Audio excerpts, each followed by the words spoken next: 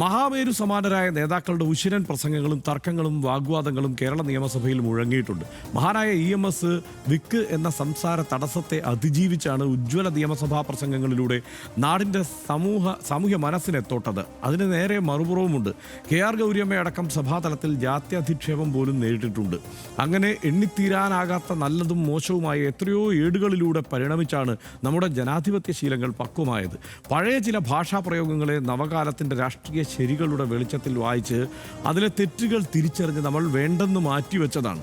ഭാഷയിലെ സൂക്ഷ്മമായ ശരികേടും അനീതിയും തിരിച്ചറിയപ്പെടുന്ന കാലമാണിത്. പ്രായമുള്ളൊരു നാട്ടുമനുഷ്യൻ്റെ മൊഴിവഴക്കം എന്ന ആനുകൂല്യം ചിലപ്പോൾ വ്യക്തികൾക്ക് ഒക്കെ കിട്ടുമായിരിക്കും. പക്ഷേ മുഖ്യമന്ത്രി സ്ഥാനത്തിന് അത് കിട്ടില്ല.